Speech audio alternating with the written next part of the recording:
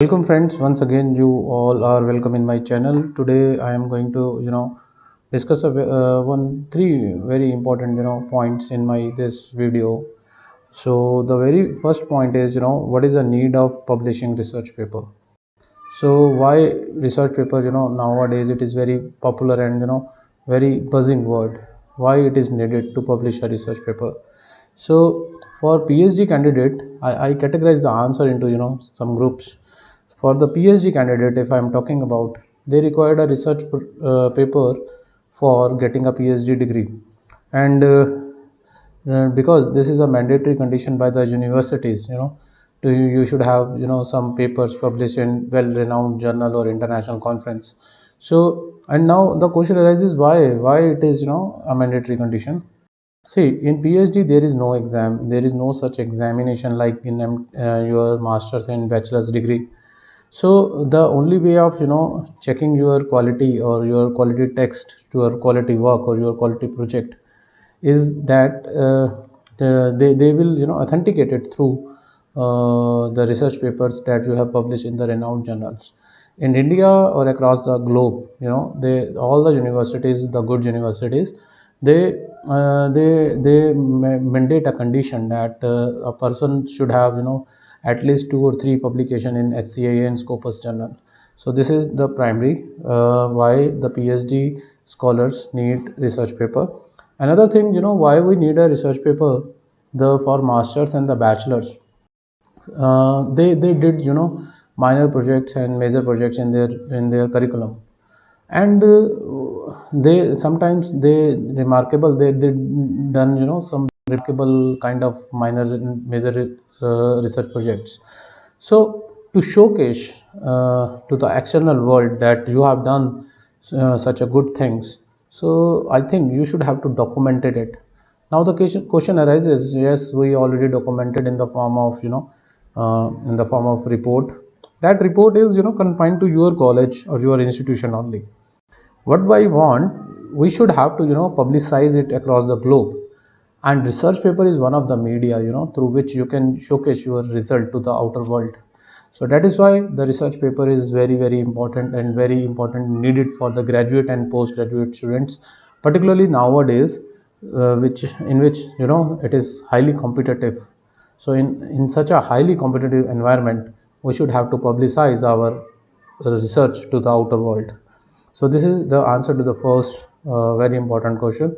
Now in the second part of the video, I'll cover what are the problems in publishing the Scopus or SCI journals. See, Scopus and SCI is basically a indexing, and they basically they have not compromised right away. They have not compromised their quality benchmark. So still there are also in India, we also go for UGC listed, but still UGC listed journals, there are some fake journals in UGC listed. So I always prefer SCIs or Scopus journals, particularly SCI. So to publish in these kind of journals, it requires a lot of time, because not because it is their habit. It is just because they will take time just because of the processing of getting a peer review done by the reviewers. So that is why they will take time. So the second problem, that is the publishing in the Scopus and SCI journal. Most of the time, most of my subscribers, they came to me, or my students came to me that and asked me, the problem in the SCI and the Scopus journals are they will take a long time. And since everyone are in hurry and they want to publish their research work very fast and very quick. So but it is a general tendency of SCI and Scopus journal, they will take time, nearly about 6 to 5 months, or even more than that. So this is one problem with the SCI and Scopus journal. And most of the time, what the biggest mistake we have done in Scopus and SCI journals, we have not check the theme of our paper with the journal. If it is not aligned properly, so generally we will get back our paper after 2 or 3 months saying that the journal says it is not in the scope of the journal. So this thing you have to keep in your mind, and you have to check whether your research work before putting into the these journals, you have to check carefully whether our theme of the paper is aligned with the theme of the journal. So this is again a very important point. Another thing was in problem in publishing in the Scopus and HCI journal is sometimes there are some fake journals.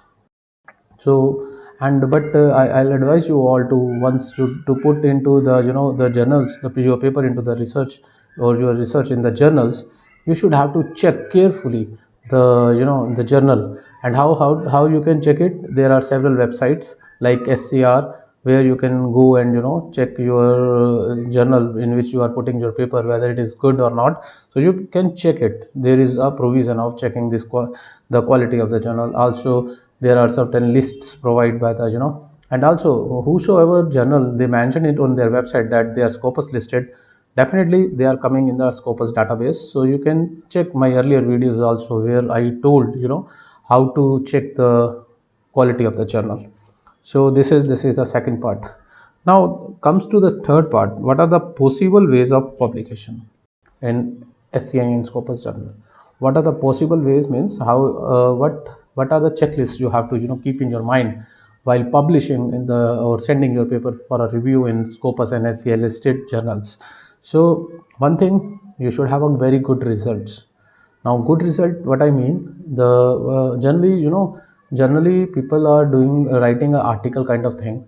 They have not included the results properly into their manuscript. That is one of the reason why the paper get rejected by the SCN and Scopus journal. So you have to before writing the paper you have to be working on the results and the proper figures and charts and tables, so that if you have enough results you can easily write it in your research paper, and the chances of publishing the research paper is more in that case. And another thing, the way of presentation. This is again a very important point. Way of presentation means generally some of the researchers they did good research and come out with very good results, but they are not able to express it in the proper way of graphs or in terms of you may say mathematical calculations. So this is very important for the Scopus and SCI listed journal. You have to clearly represent your result in the form of charts, graphs, and mathematical representation. So you should have to take care about this thing. This is one biggest drawback I found in many of the journals or many of the manuscript of the researchers. And yeah, one very important and the last point is the novelty. So before writing a research paper, if you have a result, and you should have to add some novel component, research component into it, like how your research is completely distinguished with all other existing results. Means definitely in the area where you are working there are many people already worked before you. So you have to clearly catch out or pick out in what respect your research is different from them. Either the the difference is very minute, but you should have to highlight it that this how your manuscript is totally different from the others. So this is again a very important point that I want to cover in the third phase of my this video. Now apart from all this thing, I hope everybody understand this thing. Now how we as a consultant help you out in particularly this particular thing, since this is a new area where people do not know how to produce a quality research project or research papers. Here we can help you out in the form of obtaining results. If you have a good problem with you, the first thing is define a very good problem. If you have a good problem, then we can help you out to in calculating or mathematical results or calculating the results of that particular problem and represent it in the various forms how which can increase the chances of your publication. See my dear, I would like to mention over here, there is no shortcut or no rapid publication or in the particular Scopus and SCI journal where you can publish it fast. For a graduate and postgraduate students, you can for them I made a submission that they can publish it through the conference, so they can have an exposure to the outer world also, and they can have in the conference there is another you may say this is the advantage of the presenting the paper in the conference, that you may have, getting the some inputs from the experts in the conference. So this is how the undergrad and postgrad students, they have to, they have to start their publishing through the conferences. So I probably I I I I made many students are associated with me. They are doing research in, and we are they have some novel ideas. They come to me, and we will frame the ideas. We will sit together and continuously work on it, calculate the result, and write it in the form of research paper. So very soon I will invite, some of my students to come over the platform and share the journey of their research with you all in the subsequent videos.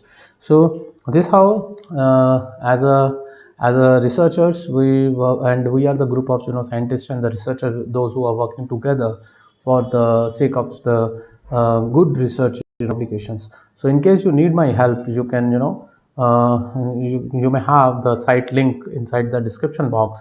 And if you have any suggestions or any kind of, you required any kind of help, you can, put it in the description box. If it is possible for me to, solve all your queries, I can solve it in the comment box only.